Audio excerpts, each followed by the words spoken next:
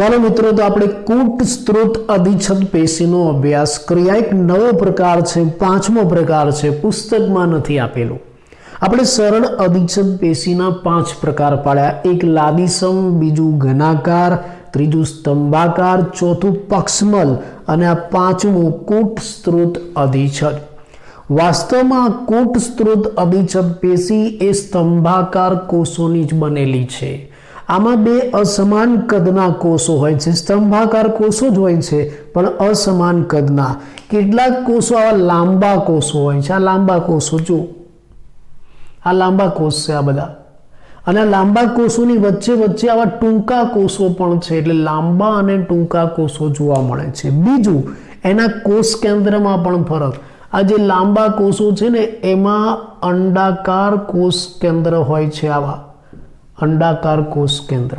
અને જે ટૂંકા કોષો છે ને એમાં સ્પષ્ટ આવું ગોળાકાર કોષ કેન્દ્ર જોવા મળે છે. આ ફરક છે. હા, બીજું, આ જે કૂટ સ્ત્રોત અધિચ્છદ પેશીના કોષો છે બધા સ્તંભાકાર જ છે. એમાં કેટલાક કોષો આવા પણ છે શ્લેષ્મનો સ્ત્રાવ કરતા. આ રહ્યા શ્લેષ્મ સ્ત્રાવી કોષો. એટલે મોટા ભાગની રચના સ્તંભાકાર અધિચ્છદ પેશી જેવી જ છે. ફરક એટલો છે કે અહીંયા 2 ટાઈપના કોષો છે, લાંબા અને ટૂંકા. અને એની ગોઠવણી થોડી અનિયમિત અને અવ્યવસ્થિત છે. એટલે શું થાય છે ખબર છે? ખરેખર આ એક જ કોષોનું બનેલું સ્તર છે. આ આધાર કલા ઉપર એક જ કોષોનું સ્તર ગોઠવાયેલું છે. પણ અહીંયા નાના મોટા કોષો અનિયમિત રીતે ગોઠવાયેલા છે. બીજું, એના કોષ કેન્દ્રના સ્થાનમાં પણ ફેરફાર છે. એના કારણે ભલે આ એક જ કોષોનું સ્તર હોય પણ તમને બહુ કોષ સ્તરીય લાગે. તમને એમ લાગે કે આ કોષની ઉપર આ બીજા કોષ ગોઠવાયેલા છે, આ કોષની ઉપર આ બીજા કોષ ગોઠવાયેલા છે. એટલે બહુ કોષ સ્તરીય લાગે.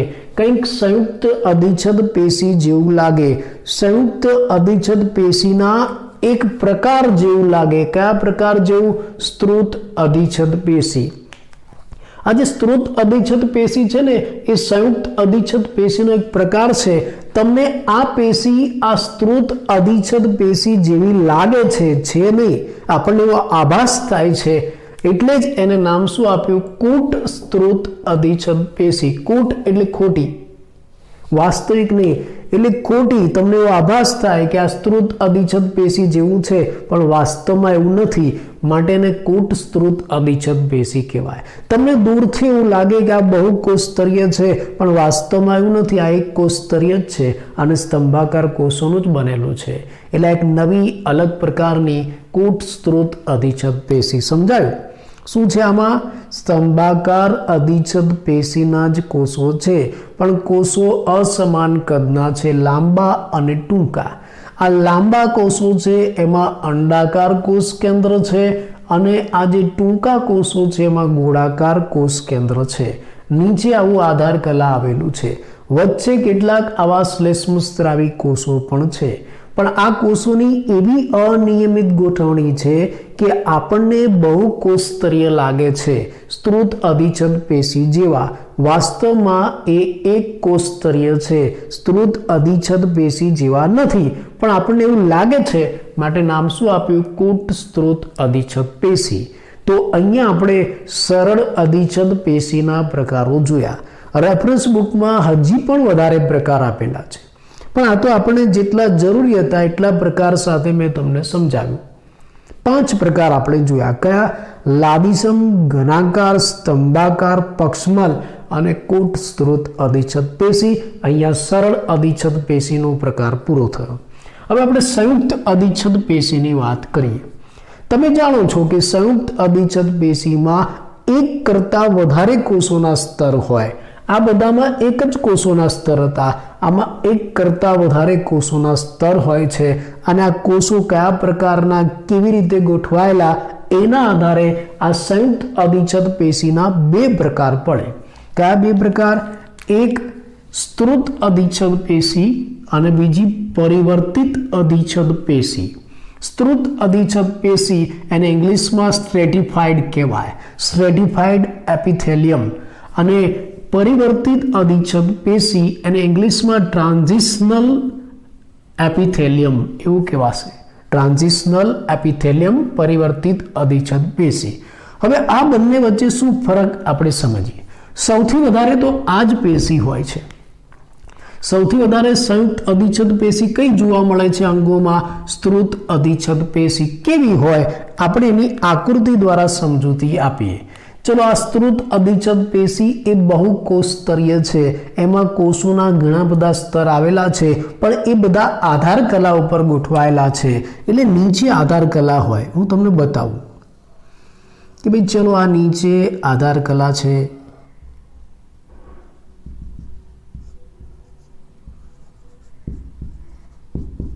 આ આધાર કલા દેખાય છે ને? હું લખું છું. ઓકે, આ નીચે આધાર કલા અને એની ઉપર ઘણા બધા કોષોના સ્તર આવેલા છે. એની ઉપર જે ઘણા બધા કોષોના સ્તર આવેલા છે એમાં સૌથી નીચેનું સ્તર એટલે કે આધાર કલાની ઉપરનું સ્તર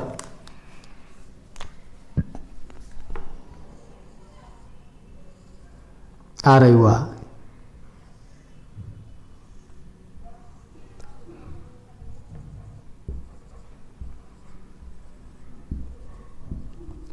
એટલે આ સ્ત્રુત અધિચ્છદ પેશી બહુકોષ સ્તરીય છે. એમાં સૌથી નીચેનું સ્તર, બીજા શબ્દમાં આધાર કલાની ઉપરનું જે આ સ્તર છે એને અંકુરીય સ્તર કહેવાય છે. નામ યાદ રાખજો.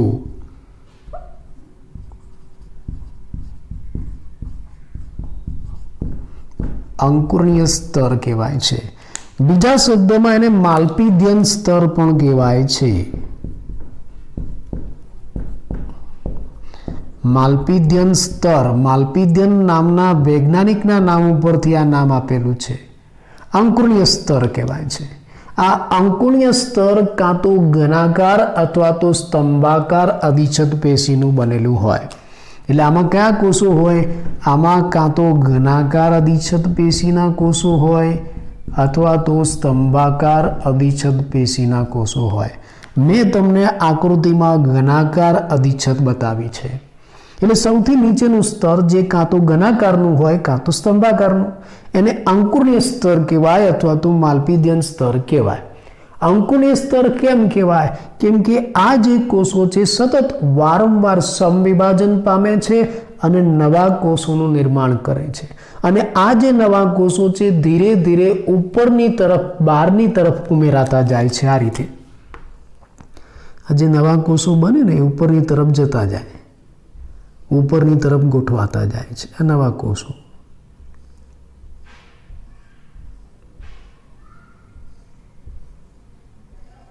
આ નવા કોષો તમને આ રીતે ઉપરથી બહુકોણીય લાગે. આ નવા કોષોનું સ્તર, એમાં સ્પષ્ટ ગોળાકાર કોષ કેન્દ્ર પણ હોય છે. આવા નવા કોષોના સ્તર તમને દેખાશે. અને આ જે નવા કોષોના સ્તર બન્યા ને એને ઇન્ટરમીડિયેટ લેયર કહેવાય છે. આ જે બધા સ્તર છે, ઇંગ્લિશમાં લખવું હોય તો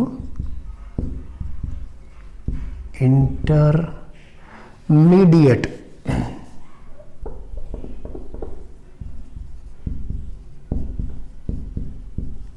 લેયર્સ કહેવાય છે. અથવા તો ગુજરાતીમાં લખવું હોય તો એને મધ્યવર્તી સ્તર કહેવાય છે. મધ્યવર્તી સ્તરો એને આવા નવા સ્તર આવેલા હોય છે. ધીરે ધીરે અંકુરીય સ્તરમાંથી નવા કોષો બનતા જાય અને ઉપરની તરફ એ ઉમેરાતા જાય. આ બધા મધ્યવર્તી ઇન્ટરમીડિયેટ સ્તરો છે જે તમને ઉપરથી બહુકોણીય લાગે છે.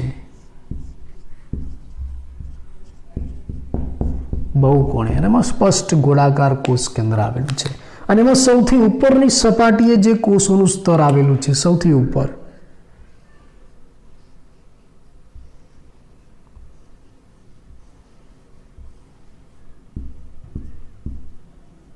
સૌથી ઉપરનું સ્તર આ રહ્યું, સપાટીનું સ્તર. એ કાં તો લાદીસમ અધિચ્છદ પેશીનું બનેલું હોય કાં તો ઘનાકાર અધિચ્છદ પેશીનું બનેલું હોય. આ કાં તો લાદીસમનું હોય અથવા તો ઘનાકાર અધિચ્છદ પેશીનું બનેલું હોય. મેં અહીંયા આકૃતિમાં તમને આ લાદીસમ અધિચ્છદ પેશીનું સ્તર બતાવ્યું છે. તો આ જે પેશી મેં તમને બતાવી એને સ્ત્રોત અધિચ્છદ પેશી કહેવાય છે. એટલે આ સ્ત્રોત અધિચ્છદ પેશી શાનો પ્રકાર છે? સંયુક્ત અધિચ્છદ પેશીનો પ્રકાર છે. એટલે એમાં ઘણા બધા કોષોના સ્તર આવેલા છે. હા, એમાં સૌથી નીચેનું જે સ્તર છે ને અંકુરીય સ્તર કહેવાય છે અથવા તો માલ્પીડિયન સ્તર કહેવાય છે, જે આધાર કલા ઉપર ગોઠવાયેલું છે. આ અંકુરીય સ્તર છે એમાં સતત સમવિભાજન થાય અને ધીરે ધીરે નવા કોષો પેદા થાય અને નવા કોષો બહારની તરફ ઉમેરાતા જાય. એટલે બહારની તરફ આવા ઘણા બધા કોષોના સ્તર બને. બહારની તરફ આ જે ઘણા બધા કોષોના સ્તર બન્યા એને ઇન્ટરમીડિયેટ લેયર્સ કહેવાય છે, મધ્યવર્તી સ્તરો કહેવાય, જે દેખાવમાં તમને બહુકોણીય લાગે છે અને એમાં વચ્ચે આવા ગોળાકાર કોષ કેન્દ્ર આવેલા છે. હા, સૌથી બહારની સપાટીએ જે કોષોનું સ્તર છે એ કાં તો લાદીસમ અથવા તો ઘનાકાર અધિચ્છદ પેશીનું બનેલું હોય. આ સપાટીના સ્તરના આધારે, આ સપાટીનું સ્તર શેનું બનેલું છે એના આધારે આ સ્ત્રોત અધિચ્છદના બે પ્રકાર પડે. આ જે સ્ત્રોત અધિચ્છદ પેશી છે ને એના બે પ્રકાર પડે છે.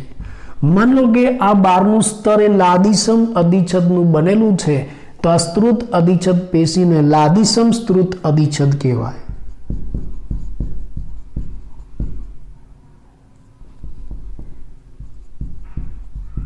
સ્ત્રોત અધિચ્છદ કહેવાય છે.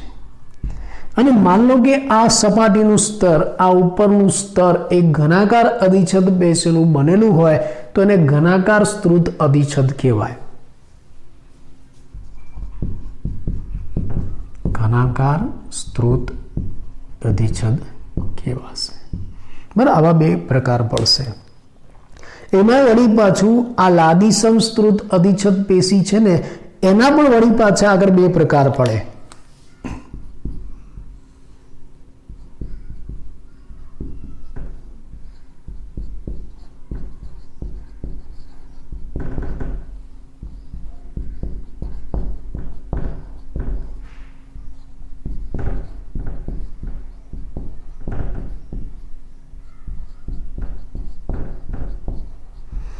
દેખાય છે? આ લાદીસમ સ્ત્રોત અધિચ્છદ પેશી છે એના પણ પાછા આગળ બે પ્રકાર પડે છે. કયા બે પ્રકાર પડે છે? કાઇટિન યુક્ત અને કાઇટિન વિહીન એવા બે પ્રકાર પડશે. કાઇટિન યુક્ત લાદીસમ સ્ત્રોત અધિચ્છદ, કાઇટિન વિહીન લાદીસમ સ્ત્રોત અધિચ્છદ. એટલે આ જે આકૃતિ મેં બતાવી છે ને તમને એ લાદીસમ સ્ત્રોત અધિચ્છદ પેશીની જ છે. કારણ કે મેં ઉપર તમને લાદીસમ અધિચ્છદ પેશીનું સ્તર બતાવ્યું. હવે જો આ લાદીસમ અધિચ્છદ પેશીની ઉપર પણ પ્રોટીનના બનેલ અદ્રાવ્ય કાઇટિનના લેયર આવેલા હોય, કાઇટિનના સ્તર આવેલા હોય, આની ઉપર આવા કાઇટિનના સ્તર આવેલા હોય, અદ્રાવ્ય નિર્જીવ આ કાઇટિન. એટલે જ્યારે આ લાદીસમની ઉપર આવું કાઇટિનનું લેયર આવેલું હોય તો એને કાઇટિનયુક્ત લાદીસમ સ્ત્રોત અધિચ્છદ કહેવાય. પણ આ લેયર ન આવેલું હોય માન લો કે, તો એને કાઇટિન વિહીન લાદીસમ સ્ત્રોત અધિચ્છદ પેશી કહેવાય. તો આ રીતે આ સ્ત્રોત અધિચ્છદ પેશીના પ્રકાર પડશે. ફરી એકવાર, સ્ત્રોત અધિચ્છદ પેશી બહુકોષસ્તરીય છે. નીચે જે અંકોણીય સ્તર છે એ કાં તો સ્તંભાકાર અધિચ્છદ પેશી કાં તો ઘનાકારનું બનેલું હોય અને એની ઉપર જે આ બધા કોષોના સ્તર છે એને મધ્યવર્તી સ્તરો કહેવાય. સપાટી ઉપર જે કોષોનું સ્તર છે એ કાં તો લાદીસમનું બનેલું હોય કાં તો ઘનાકારનું. જો લાદીસમનું બનેલું હોય તો એને લાદીસમ સ્ત્રોત અધિચ્છદ કહેવાય અને જો ઘનાકારનું બનેલું હોય તો એને ઘનાકાર સ્ત્રોત અધિચ્છદ કહેવાય. વળી પાછું આ લાદીસમ સ્ત્રોત અધિચ્છદ છે એની ઉપર જો કાઇટિનનું લેયર આવેલું હોય તો કાઇટિનયુક્ત લાદીસમ કહેવાય અને લેયર ન આવેલું હોય તો કાઇટિન વિહીન લાદીસમ કહેવાશે. આ સ્ત્રોત અધિચ્છદ પેશી એ બહોળા પ્રમાણમાં આપણા શરીરમાં જોવા મળે. પ્રાણી શરીરમાં ક્યાં જોવા મળશે? તો પહેલું એનું સ્થાન આપણે વાત કરીએ. સ્ત્રોત અધિચ્છદ પેશીના સ્થાન એક તો ત્વચાની શુષ્ક સપાટી ઉપર, આપણી આ ચામડી છે ને ઉપરની આ સૂકી સપાટી ઉપર આ સ્ત્રોત અધિચ્છદ પેશી છે. આપણી મુખ ગુહાની મુખ ગુહા એટલે મોઢાનું પોલાણ. આ મુખ ગુહાની અંદરની જે ભીની સપાટી છે એમાં આપણી કંઠનળીમાં, લાળ ગ્રંથિઓમાં, સ્વાદુપિંડ નલિકાની અંદરની સપાટીમાં આ સ્ત્રુત અધિચ્છદ પેશી આવેલી હોય. તમને આ ટૂંકા પ્રશ્નમાં અને MCQમાં પણ પૂછાય. સ્ત્રુત અધિચ્છદ પેશીનું સ્થાન ત્વચાની શુષ્ક સપાટી, આપણી ત્વચાની ઉપરની સપાટી, મુખ ગુહાની અંદરની ભીની સપાટી, કંઠનળી, લાળ ગ્રંથિ, સ્વાદુપિંડ નલિકાની અંદરની સપાટી, એમાં વિસ્તૃત અધિચ્છદ પેશી આવેલી છે. ચલો બીજી છે પરિવર્તિત અધિચ્છદ પેશી. કંઈક આના જેવી જ છે, થોડોક જ ફરક છે. શું ફરક છે આપણે જોઈએ. ચલો આમાં પણ સૌથી નીચે આધાર કલા છે અને આ પણ સંયુક્ત અધિચ્છદ પેશી છે, એટલે ઘણા બધા કોષોના સ્તરનું બનેલું છે. 4 થી 6 કોષોના સ્તર હોય આમાં.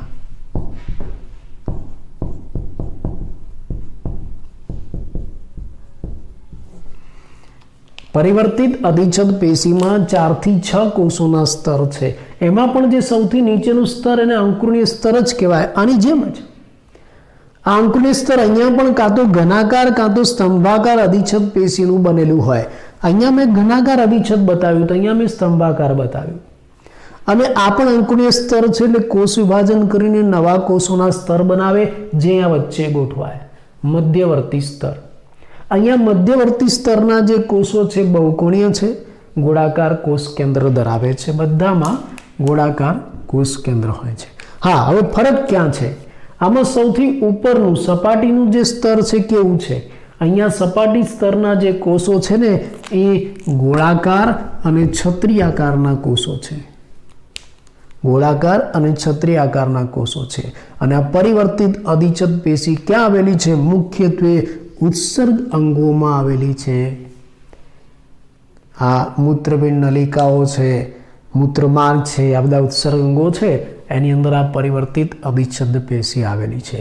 તો અહીંયા આપણે આ સંયુક્ત અધિચ્છદ પેશીનો અભ્યાસ પણ પૂરો કર્યો. તો આપણો અધિચ્છદીય પેશીનો અભ્યાસ અહીંયા પૂરો થયો. આપણે પ્રાણી પેશીનો એક પહેલો પ્રકાર આપણે જોયો, કયો? અધિચ્છદીય પેશી. બરાબર. હવે જો આપણે જેટલી પેશી ભણ્યા ને અધિચ્છદ પેશી, એનો એક સારાંશ તમને આપી દઉં.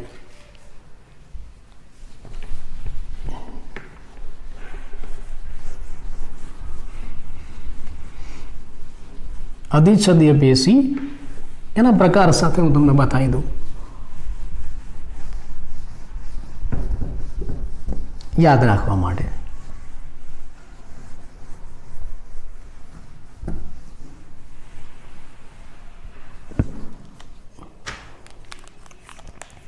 જોજો હો. ચલો આપણે પહેલો પ્રકાર જોયો અધિચ્છદીય પેશી. બરાબર ને? અને એના પાછા 2 પ્રકાર જાણો છો. પેલું કયું? સરળ અધિચ્છદ, અને બીજું સંયુક્ત અધિચ્છદ. આવા 2 પ્રકાર. પછી એમાં પણ જે સરળ અધિચ્છદ પેશી છે એને એની રચનાના આધારે આપણે અલગ અલગ પ્રકારમાં વહેંચી નાખીએ. લાદીસમ, ઘનાકાર, સ્તંભાકાર, પક્ષમલ, અને છેલ્લે એક નવી જોઈએ આપણે, કૂટ સ્ત્રોત અધિચ્છદ. સમજાયું? એટલે આ જે સરળ અધિચ્છદ પેશી છે ઘણા બધા પ્રકારની છે, પણ આપણે આટલાનો અભ્યાસ કરીશું. લાદીસમ, ઘનાકાર, સ્તંભાકાર, પક્ષમલ અને કૂટ સ્ત્રોત અધિચ્છદ. સંયુક્ત અધિચ્છદ પેશી એને આપણે 2 ભાગમાં વહેંચી નાખી. એક તો સ્ત્રોત અધિચ્છદ પેશી, સ્ત્રોત અધિચ્છદ પેશી, અને બીજી પરિવર્તિત અધિચ્છદ પેશી. આવા 2 ભાગ આપણે પાડી દીધા. આ જે સ્ત્રોત અધિચ્છદ પેશી છે એનાય પાછા 2 પ્રકાર પાડ્યા. એની ઉપરની સપાટી કેવી છે એના આધારે લાદીસમ સ્ત્રોત અધિચ્છદ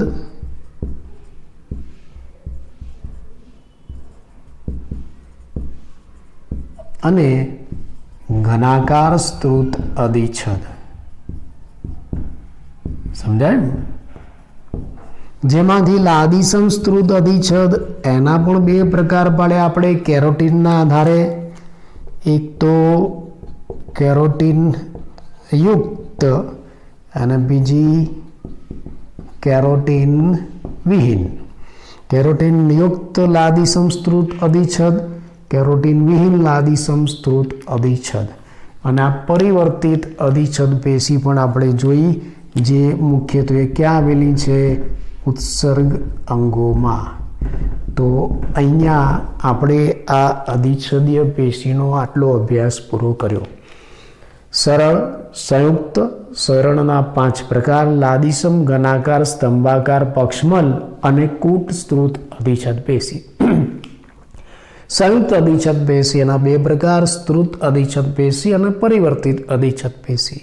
આ સ્ત્રુત અધિચ્છદ પેશી 2 પ્રકારની: લાદીસમ સ્ત્રુત અધિચ્છદ, ઘનાકાર સ્ત્રુત અધિચ્છદ. લાદીસમ સ્ત્રુત અધિચ્છદ એના 2 પ્રકાર: કેરોટીનના આધારે, કેરોટીન યુક્ત અને કેરોટીન વિહીન. પરિવર્તિત તમને ઉત્સર્ગ અંગોમાં જોવા મળે. તો અહીંયા આપણે પહેલો પ્રકાર પ્રાણી પેશીનો પૂરો કર્યો, અધિચ્છદીય પેશી. નેક્સ્ટ બીજો પ્રકાર આવતા લેક્ચરમાં લઈશું.